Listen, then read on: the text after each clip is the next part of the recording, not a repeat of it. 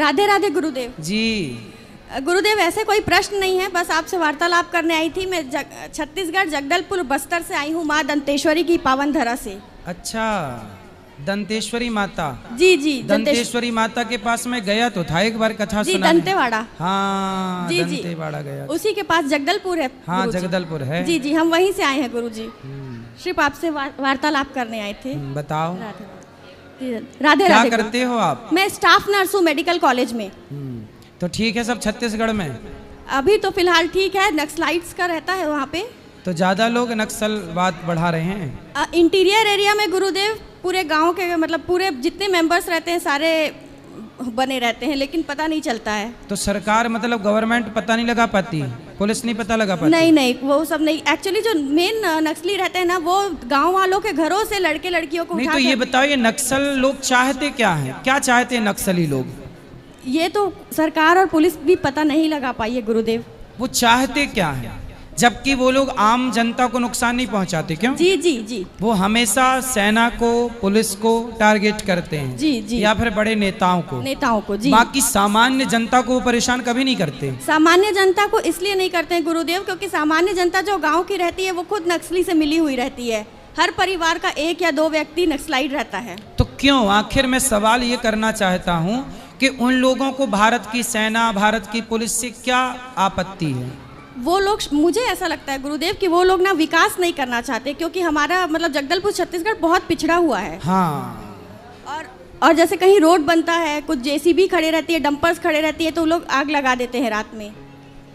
अच्छा, वो ये चाहते हैं कि हम जैसे जंगलों में रह रहे हैं, हमें जी, रहने दिया जाए, और हमें स्वतंत्र रहने दिया जाए, हमें यहाँ विकास के नाम पर इस हरियाली को ना उजाड़ा जाए। जी जी, और वो लोग जंगल में ही रहते हैं गुरुदेव। हाँ मैंने सुना है, मैं जंगल गया भी हूँ। मैं नक्सलियों के एरिया में जब मैं कथा सुनाने गया तो मुझे बाद में पता चला कि बहुत सारे नक्सली आके कथा सुन के चले जाते थे। हाँ, हमको पता नहीं चलता है गुरुदेव। हर घर से 1 या 2 नक्सली रहते हैं, और जो नहीं विरोध करते हैं उनके घर के मेन मेंबर को उठाकर मार दिया जाता है, प्रताड़ित किया जाता है। 1-1 हफ्ता, 2-2 हफ्ता, या हमेशा के लिए भी गायब हो जाते हैं। घर वालों को पता ही नहीं चलता है इंसान जिंदा है कि नहीं है।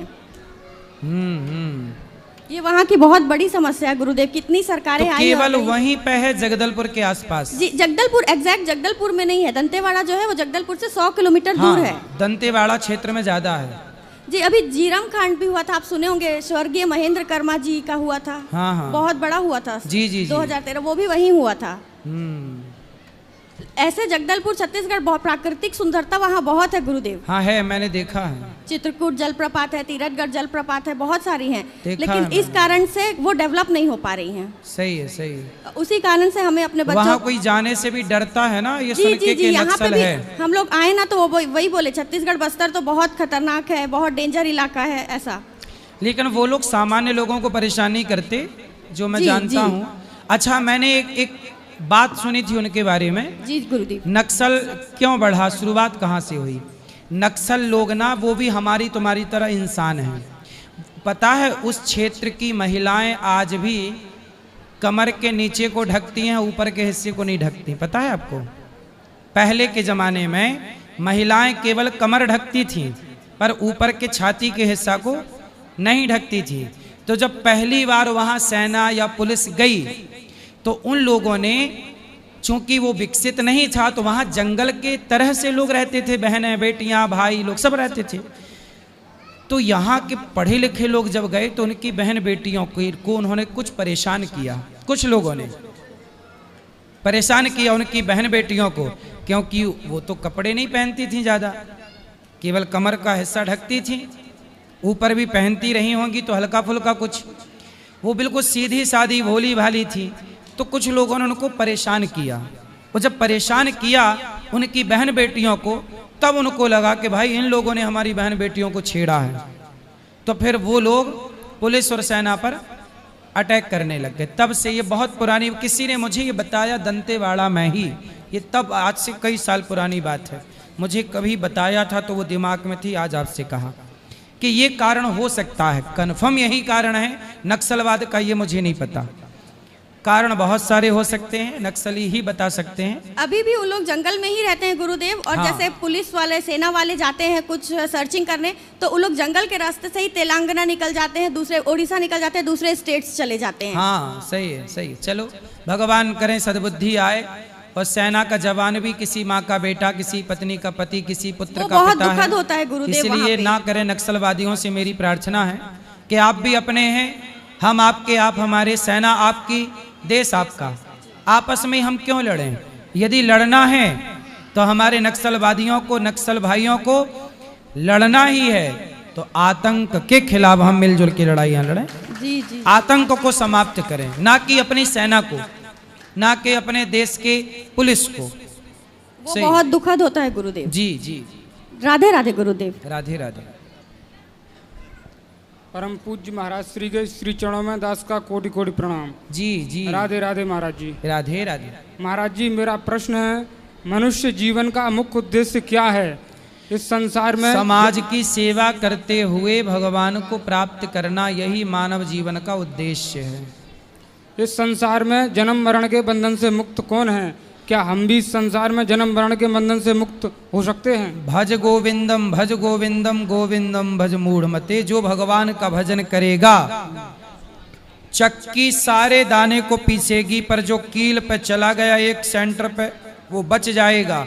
जो एक भगवान की शरण में चला जाता है, वह 84 के चक्कर से मुक्त होकर मोक्ष का अधिकारी हो जाता है। महाराज जी, मेरा प्रश्न है कि एक पुत्र का अपने माँ बाप के प्रति क्या कर्तव्य है?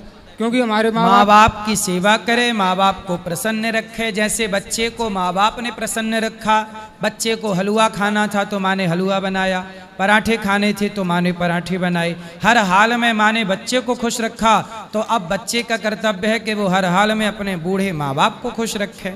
महाराज जी, हमारे माँ बाप कहते हैं कि घर में ही रहकर भजन करो, अभी धामवास ना लो, लेकिन मैं धामवास कितने भाई हो? 2 भाई। आप छोटे हो बड़े हो? महाराज जी, छोटे की शादी है अभी नवंबर में, तो आपकी नहीं हो रही है? मेरी नहीं हो रही, तो मतलब तो आपका छोटा भाई कुछ करता है? हाँ, वो करता है, ड्यूटी करता है। और आप नहीं करते? मैं करता हूँ ड्यूटी, तो आपकी पर क्यों मैं नहीं हो रही भगवान है की शादी? भक्ति करना चाहता हूँ और विवाह नहीं करना चाहता हूँ। तो मेरा प्रश्न है कि घर में कब तक रहना उचित है? आप शादी करना नहीं चाह रहे हैं कि हो नहीं रही है? करना नहीं चाह रहे महाराज जी। करना नहीं चाह, हो रही है? हो रही है पर करना नहीं चाह रहे। क्यों नहीं करना चाहते? शादी ना करने के कारण बताओ। महाराज जी, रुचि नहीं है। अच्छा, ये तो अच्छी बात है कि रुचि नहीं है। आपसे लड़कों को सीखना चाहिए, जो दूसरे बहन बेटियों को देखते रहते, ताकते रहते तुझको शान सवेरे, तो ऐसे वाले लड़कों को इनसे सीखना चाहिए।